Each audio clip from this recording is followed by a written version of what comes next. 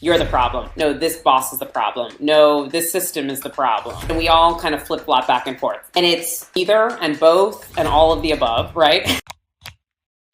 All right. So welcome to the show. I am happy to have you here. And I know that we were just kind of talking a little bit beforehand about the similarities that our audiences or kind of what we do really has in common. And that's speaking to people who are high achievers, who, what I said was wear busy as a badge of honor. But I know for you personally, you cater more toward women specifically. So I'd love to kind of just start off the conversation by asking you kind of what you see as the most prevalent thing that most women kind of suffer from in terms of that. Because like there's a lot of responsibility on the shoulders of the typical woman, whether it comes to trying to maintain the house, maintain a relationship, maintain themselves, be in the professional world and the personal world, like relationships. There's a whole lot of things going on. So when it comes to the average woman who is looking to be their best self, what are some of the kind of things that you see most people struggle with? Okay. Well, thank you so much for having me. So I'm Rachel Spekman. I am the founder of Made for More Coaching, and I'm a therapist by training. I left the corporate world to become a therapist through my own journey, which was its own foray into actually tapping into what matters to me and not what matters to others as much. And I actually have pivoted a bit. I am still working primarily with women, but as I keep joking, it turns out men are getting stuck in their careers as well. And it's across the board. I was actually just doing some reading this morning on the psychology of work because I'm fascinated by just how we approach work, how we think about work, how much time it takes up. So to answer your question, if we are not tapping into what gives us joy, it is going to be a long day. I just did a call with someone this morning. She's been stuck for 5 years.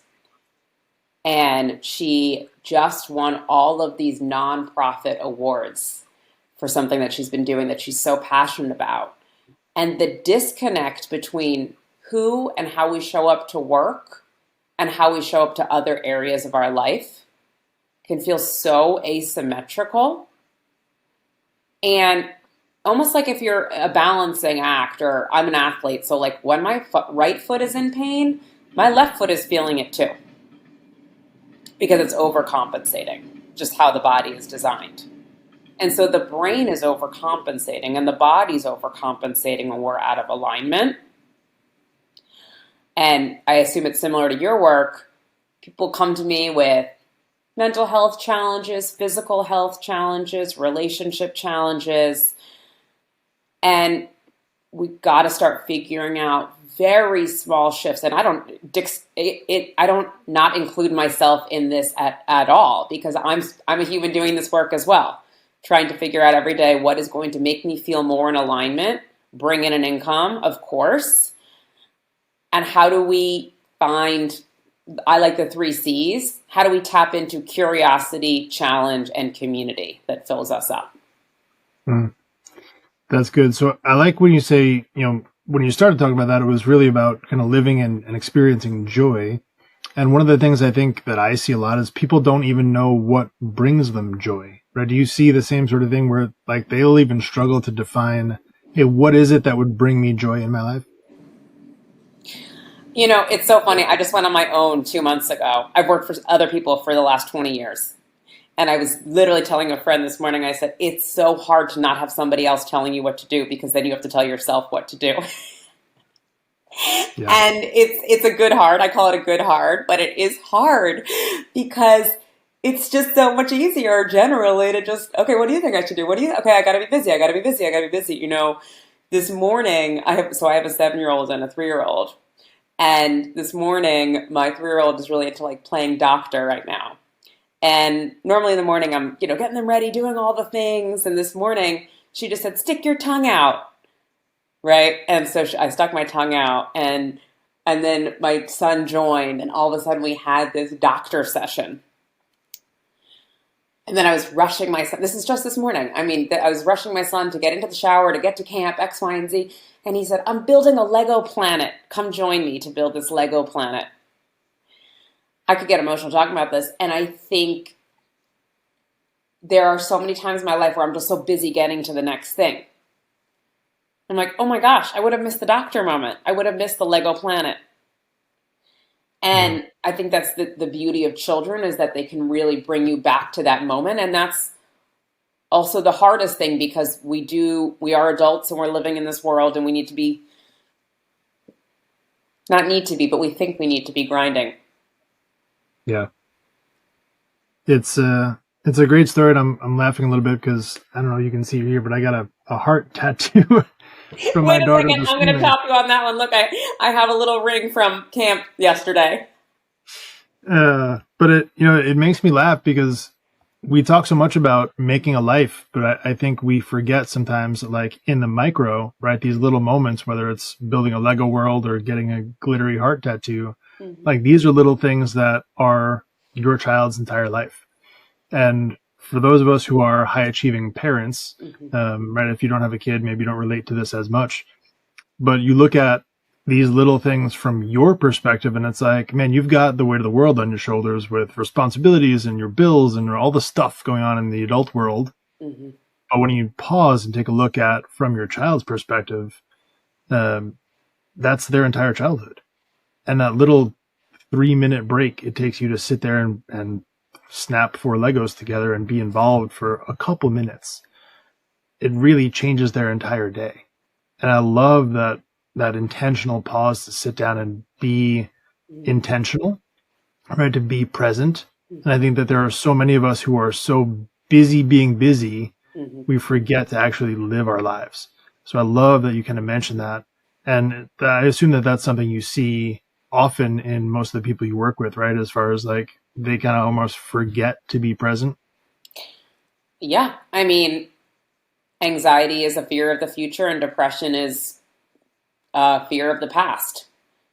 And so, if you think about the mental health challenges that we have, and when I say that to most clients, this is on the therapy lens, but it definitely impacts career coaching, of course, or career strategy work, which is, people are like, oh, that describes me. I'm always worried about the future, or I'm regretting something, or overthinking the past.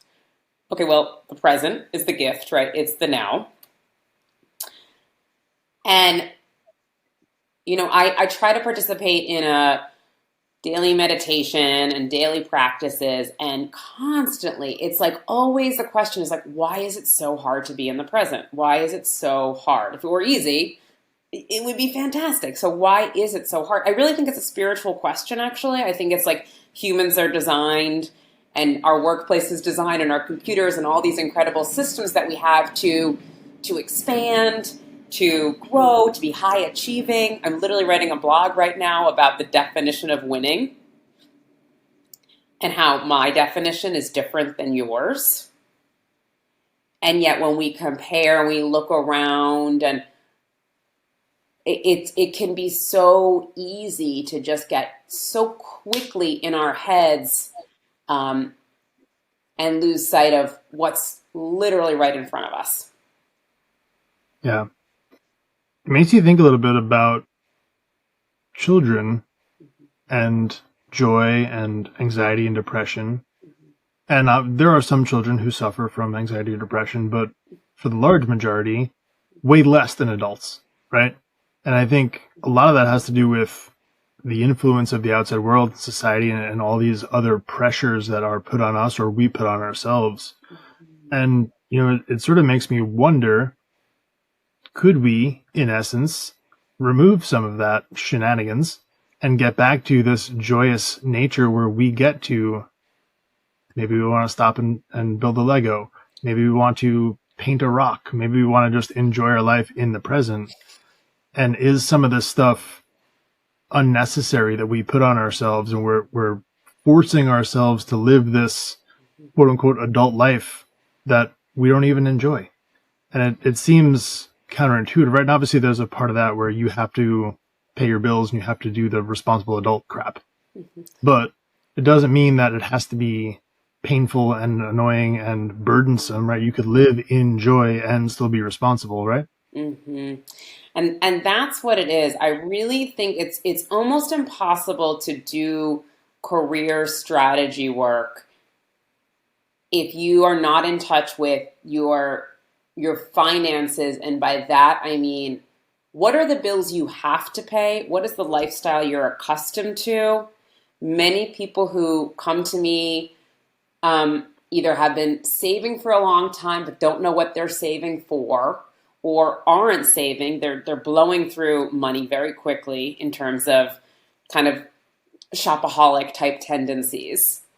And it's the latter, it's definitely to sort of fill some kind of void. And I'm not pathologizing or blaming them, but it's sort of some kind of short term. I think in the mental health field, so many challenges have the same root, which is a discontent with self. And I'm going to turn to shopping. I'm going to turn to alcohol. I'm going to turn to work, right, to overcompensate, as opposed to those are really all avoidances of like actually the pain that might be happening or the joy that might be happening, right? Sort of sitting in that joy moment. When I was playing doctor this morning, I thought, okay, I have to put the dishes away. I was like, okay, that's all going to be there. It's all going to be there. And so if I let this moment pass me by, and I think it's really the same for work, which is what are the things in work? I'm moving through this myself. That really fill me up a bit. I call it your internal wins. What are the internal wins that you're doing that you feel so proud of that maybe the world doesn't see?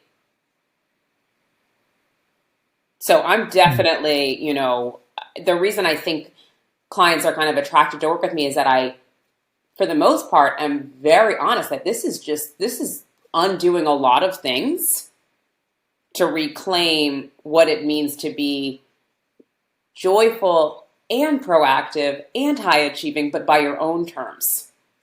Right. Yeah, I think your analogy there with the finances is actually really good, and we can take that even a step further into the career, because I think a lot of times if you look at someone who is struggling to keep up with their everyday, they have a lot of undue pressure on themselves, specifically because they aren't managing their finances correctly. So now they're stressed about work, they're stressed about bills, whereas if they did the proper budgeting the first time, they wouldn't have those stresses, right? So they're kind of digging their own hole. And I think the same thing could be said for the work aspect. If you truly enjoy what you do, it doesn't feel burdensome. You get to feel joy in your work, and it just flows much better. But there are so many people who have committed themselves to either a career or a certain company where they may feel stuck. They may feel like, hey, there's some social pressure. I'm supposed to be a C-level person. I'm competing with my sister, my brother. I'm competing with what my parents told me I should be. I'm competing with my neighbor for who's got a nicer car in the driveway. And I think once we start to kind of take a look at that and take a step back and realize like, hey, joy and your satisfaction in this life is the thing that you're targeting, not necessarily competing with your neighbor, competing with your parents, whatever it is. I think life becomes a little bit easier. And as you bring joy, and I'm speaking from my own personal experience here, as you sort of take a step back from what society tells you should be, find your joy, find your purpose, find your authentic self, and operate in that, you start to see more of those things just kind of gravitate to you anyway. Right? Have you had the same sort of experience in your journey? So much so. I became a career coach by accident because I was following, I'm passionate about this. I'm passionate about this. And I had managed people over the course of my career, and people basically, I just had a call this morning, somebody I went to business school with, and she said, and it was like, well, how did you turn to do that? How did you turn to do that? And so, and I'm very clear, I'm not a guru, I'm figuring this out myself, and I do think there's something that feels really, really powerful about saying, I tried this on. Again, back to childhood, like we see that all the time. I don't want to play with that toy. But then when in adulthood, it's like, I'm stuck. I'm doing this thing. I want to mention something else. It's sitting right here. So I took this morning. I'm just going to be a little real time about this. I'm normally get into the emails. I'm teaching a class at a university starting next week. I'm like, gotta go. This is something that gives me joy. This is a good example. I had a book idea about 2 years ago. I've never written a book. And I applied to a novel writing program and I got rejected. So I kept working on it. I applied again. I got waitlisted. I got into the program and I wrote the book. It's literally right here. Okay. Awesome. Thank you. Now I finished the book. It's amazing. I can't believe I can't believe I wrote all this. And I'm doing this in a way to kind of show an example. Now I'm like, okay, I wrote the book. I'm done. No, no, no. Now I have to go back and I have to edit the whole thing. And I'm taking a pen to every page and being like, what did I write? And I say all of this because I think there is this myth that we'll have arrived at something and that it will be easy because it looks easy, or whatever the case is. This is my baby besides my two babies, right? Like I'm like literally carrying this around like a newborn. I mean, truly, because it feels like that to me. It's that delicate to me, and it's taking that much work. And I think when we feel so invested in something, our family, a project that we're working on, I don't know if this is going to make any money. I have no idea. That's really not why I did it. It's a story. It's a family story that I felt needed to be told. And I use this as an example to really share that I think when we tap into either the arts or that kind of flow state, or maybe it's work, maybe, I don't know. I mean, that's when all of a sudden we feel really that what I call the soul aligned work. Yeah, it's awesome of you to have continued and pursued that and accomplished it and are, in the process of accomplishing it. So congratulations to you for that. Thank you. And I would wager a guess that this probably won't be your last book once this process is done. I'm already writing another one. I'm already writing another one called Generational Wealth thus far. It's about women learning how to manage their own finances. I love it. Thank you. But I think that illustrates kind of an important point there is like how much more we could do than we even think, right? Because I think most people probably wouldn't even take the first step to apply, right? They wouldn't even think, hey, I could do this. That they'll feel so much fear about going out and doing it that they're like, nah, I can't even try. Mm-hmm. But then try, get rejected once. Try, get waitlisted, right? So pursuing this and continuing to pursue it, and then you birth this thought that was in your head. Now you can physically hold and continue to refine and continue to make better. And then guess what? Now you have a second one, right? And then the second one, I'm sure, will flow much easier because you've already been through the process. And I love that real-time analogy because there are so many people who are looking at whatever this insurmountable vision is in front of them and thinking, no, I couldn't possibly do that. I'm just going to stay stuck in whatever version of reality I'm in currently, mm-hmm. without thinking, hey, it's possible for me to change my relationship, to change my finances, to change my job, because they feel like, insurmountable mountains. But I want to share a pro tip that has helped me tremendously. I mean, I don't think I would have written this, and I haven't done what I'm about to say yet for my new book. It's the Atomic Habits 2 minutes a day. Now, so 2 minutes a day is if there's something that you want to make progress in, give it 2 minutes a day. For me, it was literally writing like a line a day. A line became a paragraph.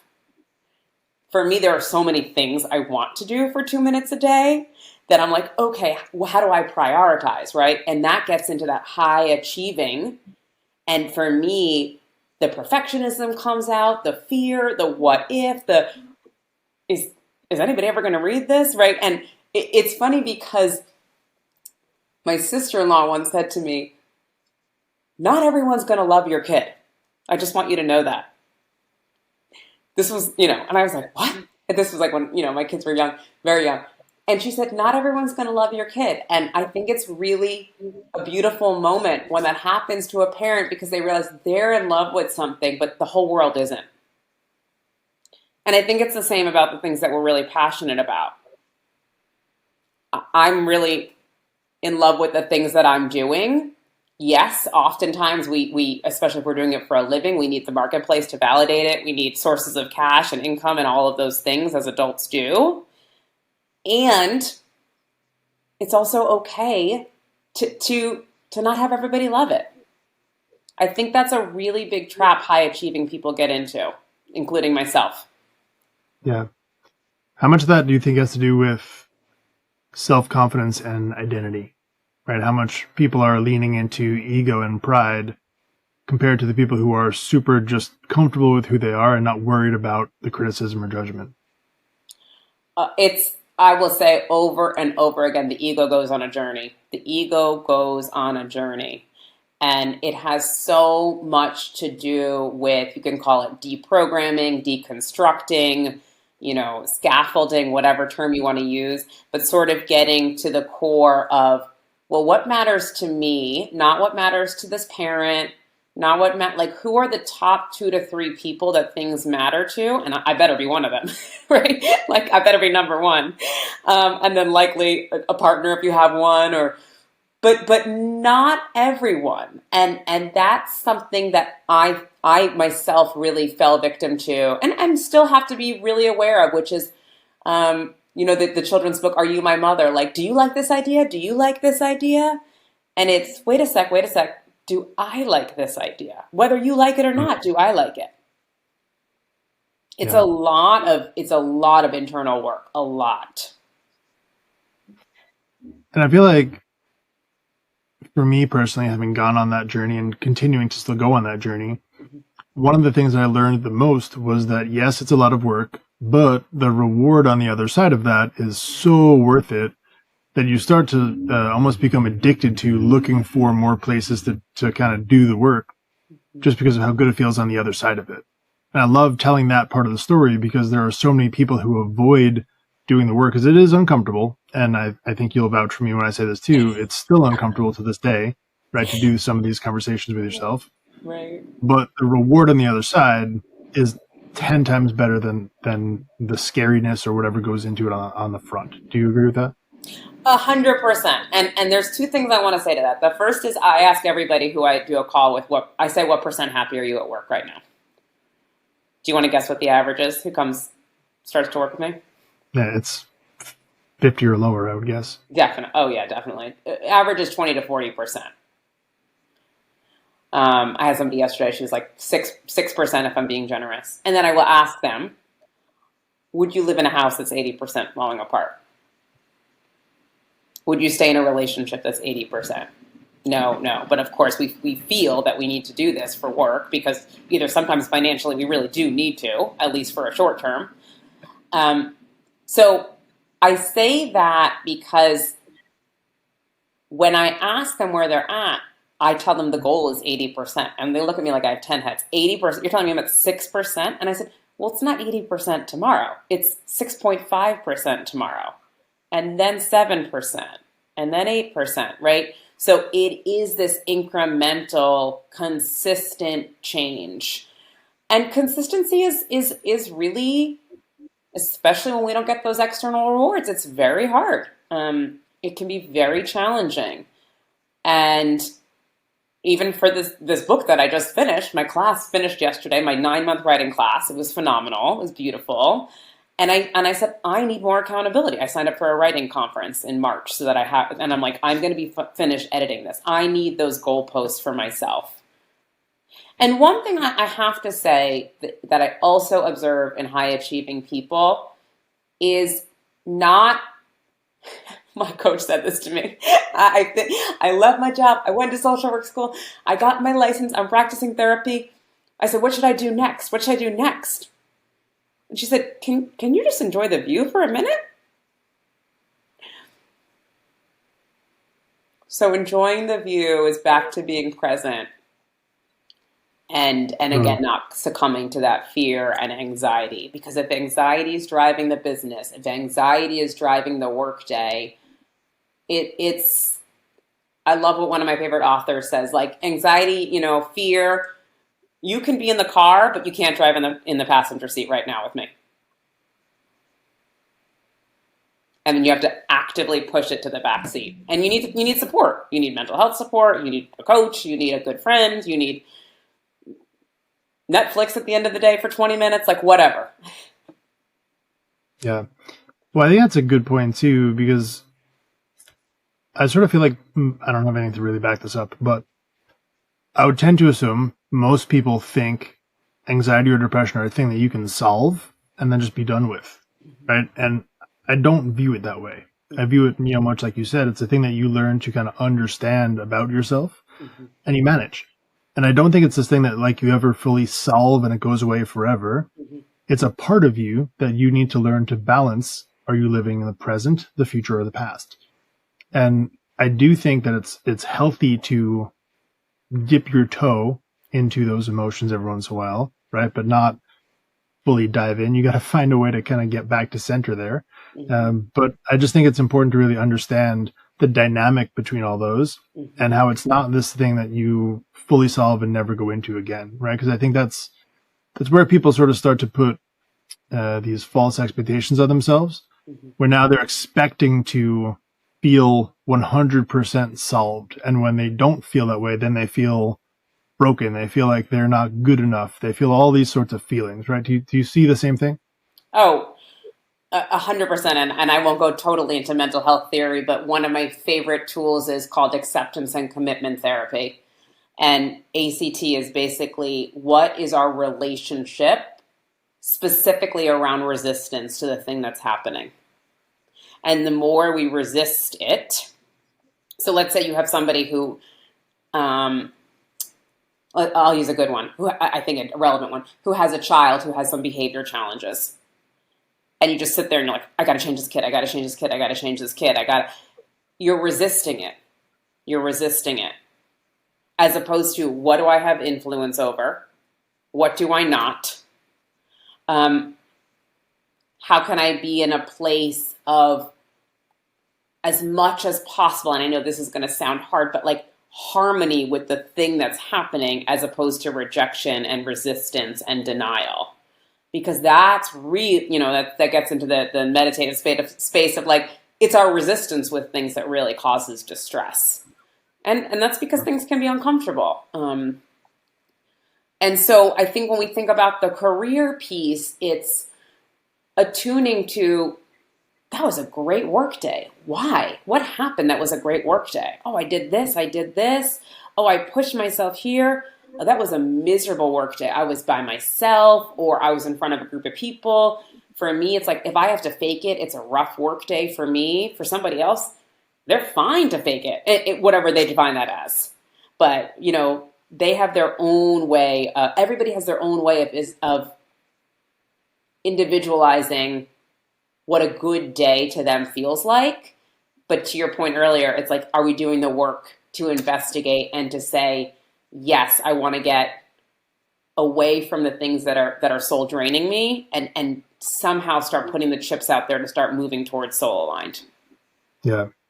Well, I think there's another important point too, which you just kind of made me think of there is understanding that one rough day does not make a rough career. And I think that there are some people who don't necessarily understand that or can't really scope it out well. Because no matter what, like even I'm assuming you, will still have a rough day, even when we truly enjoy what we do. Sometimes it just happens to be. So it can't be that, you have one rough day and you think, man, this isn't for me. I'm going to jump to something else, right? Because I'm sure you've seen this too. The people who they get frustrated in whatever current position they're in with whatever it may be, their boss is a jerk or whatever the situation is. And they look to jump and move to something else. And then 6 months later, they have a different gripe with that place. Right? And you wind up kind of jumping from thing to thing to thing. And there's always a problem. So I think it's important to understand like the averages, right? You're always going to have something. Nothing's ever going to be truly perfect. But if you find joy in what you do, you gotta embrace the difficult days because you know that the amazing days are worth that and more. Yes, yes, and yes. When I say 80% is the goal, I say that means that there are going to be a lot of 70 days and hopefully a few 90 days. It's kind of a weighted average, if you will. Um, and and there's going to be a 50 day here and there, and there's going to be a 100 day, but we want to be up on the scale. Right. Yeah. Well, I think it's an important thing for us to realize too, even in relationships, right? You see a lot of times once you move past like the quote unquote honeymoon phase and you start paying bills together, things aren't necessarily as fun. And I think that's when people start to kind of have their eyes wander and they're like, oh, let me look here and there, because they don't have those same levels of micro stresses in the course of their daily interactions. But I think it's important to really understand, hey, those things exist over there too, first of all. And second of all, you really got to build a proper relationship with each other where you can kind of attack these things together and say, hey, I'm frustrated at X, Y, and Z. I am able to give 70% today. So I need you to kind of pour in the extra 30. And I think that open level of communication definitely helps tremendously. Do you see that same thing?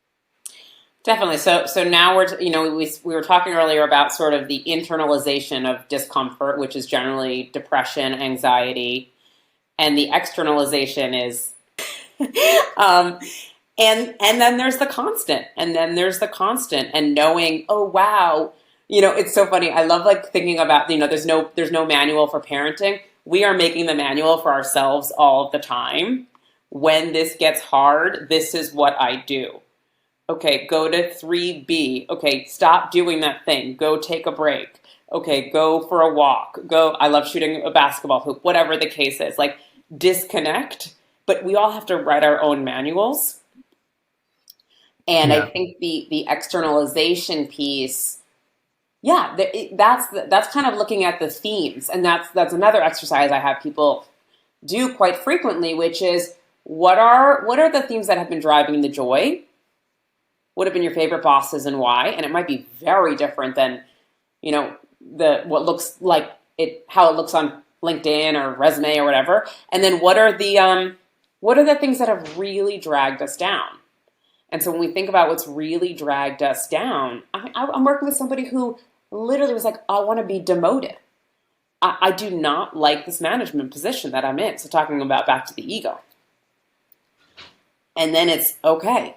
Wow. So understanding that the themes of wherever you go, there you are applies to, of course, like you said, relationships, parenthood, work.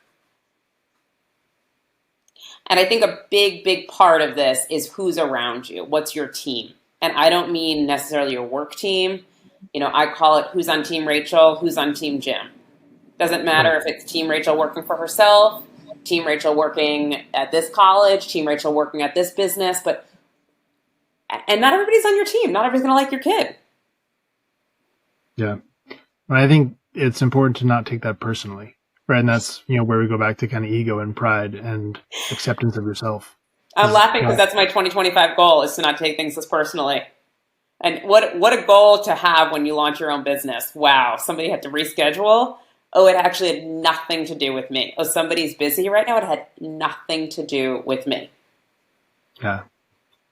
But it's a real struggle. And I think, for those of us, when we look at the lack of instruction manual in parenting, we also have to be conscious of the fact that we now as parents are going based off what our parents gave us. And I think it's a really difficult realization at some point to realize they did the best that they possibly could, but they still messed up. And you have to understand the same thing, that you're going to mess up too with your own kids, no matter what you do. And I think especially if you even try super hard, you're just going to fail super hard. Like, no matter what you do, you're going to mess some stuff up. The kids are going to be okay.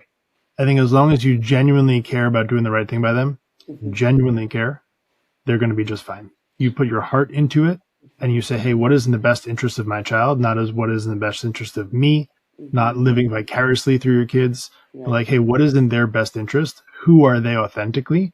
What are their giftings? How do I support them to be them and be truly happy? Cool. You'll figure out the rest. But there's this sort of relationship that you figure out between you and your parents in the process, I think, that is a really healthy thing to understand. And I know that I had that conversation with my parents once I had our own kids. Like, you start to realize some things differently about what they did for you and now what you have to do for your own kids, where there's a lot of lessons, I think, that aren't necessarily taught, but are caught, right? And I think that has a lot to do with how you show up as your authentic, joyful version of yourself, where you can tell your kids, hey, this is what you're supposed to do. But if they don't see mom and dad walking that out every day, it's not going to stick, right? Then they start to be resentful, or right, they start to think, hey, mom, dad don't really know what they're talking about. They're lying to me because I can see they're not doing the same thing, right? You know, I'll tell you two things. Yes and yes. My wife and I have this joke. We'll be like in the kitchen, and the kid will, like, one of our kids will run in and say, "Look at this thing that I just made," or "Look at this," and we'll just turn to each other. I mean, a mayhem could be happening, but we'll turn and say, "The kids are all right. The kids are all right." And I think reminding yourselves of that. And I'm all right. And I'm all right, right? Like somebody, especially as I grow a business, people are like, money and this and abundance. And I'm like, and somebody said to me, "You've never not paid your bills." I'm like, what a wonderful thing to hear right now. Thank you so much. What a wonderful thing to hear. I have a practice that I would invite your audience to do that actually I'm kind of reminding myself that I want to get back to doing, which is at the end of the day, I think how we start the day, how we end the day, there are some really nice rituals you can do to kind of elevate yourself and elevate your mindset and all of those things. And then the day happens as it happens, generally. But I love the ritual at the end of the day, which for me, I'm a very physical person. So I love to like lay down with my arms out in sort of this like release kind of pose. And I will say, I did my best and I leave the rest. And it might sound so cheesy, but what I will also do is sometimes I'll go through my day and I'll be like, okay, I was talking to Jim on the podcast. Okay, I was doing this. I did my best. I did the best I could do at that time. Oh, my kid asked me for something and I was in the middle of something and I got a little short with them. That was my best at that time. I was there for this client. They got to the final round of an interview. I gave them a high five. That was my best. Like, really that those, because research definitely shows that the more granular we can be about our gratitudes and about kind of the evaluation, and that's why I want to really encourage people to be granular about what are the things that inspire them or drain them. As you hopefully, work with someone like me or you, or just out there around soul drained to soul aligned, it's the granularity that really matters. Yeah, I agree.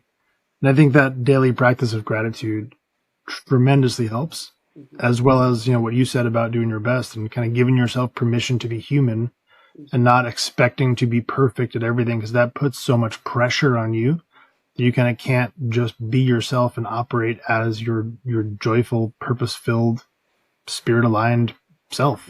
Mm-hmm. I think when you can operate in that space, like that's when the magic happens, because you're in that flow state. Things are just moving. And it's one of the reasons why I like these conversations that are not, let me just read you a bunch of questions, because it's energy driven. Mm-hmm. I think when you can live your life that way, that's when the magic happens. And that's when you remove all of the preconceived notions, when you remove all of the external pressures, the what your society tells you should be, what your parents tell you should be, and you find ways to just be joy filled and purpose driven. And I think that's really the goal. So I want to thank you for this conversation. And I think that there has been a tremendous amount of insight in it. I would ask, is there anything that you feel maybe we haven't touched on that you would love to just kind of share in our final moments here? Thank you so much. This was a really beautiful conversation. And like you said, I felt the energy. I love what you said about the energy. I think the last thing I would like to add is moving from, and we touched about this a little bit, but really the scarcity to abundance mindset. It transcends so many different things. And I think when we think about, I'll just go back to the book real quickly. When I started doing this, all of a sudden, people are like, oh, you're writing a book? Oh, can you write a little thing here? Oh, can you write a blog here? Okay, right? And all of a sudden it was like, whoa, just because I started having more of a different approach to it. And so when, and that's something we're working on, which is attraction, not forcing. And so I just wanted to add that to this dynamic conversation about attracting and not forcing. Easier said than done. Everything we do is easier said than done, because that's the work. Right. Yeah, no, it's a great point. We could probably have 5 podcasts on just that topic specifically. But We I don't have love that time. you brought up. We don't have time. We got to be high achieving and get to our stuff, Yes, absolutely. But no, it is a great point, and I will echo that sentiment as well. So Thank you so much, thank you again. Jen. Where can people support you from here? So I'm at Rachel Spekman, Spekman.com, or madeformorecoach.com. And like I said, I'm a coach, I'm a therapist, and there's a training on my website. I do free 15-minute consultations with anybody who's just trying to figure out what their next move is. Awesome. Well, perfect. Thank you again.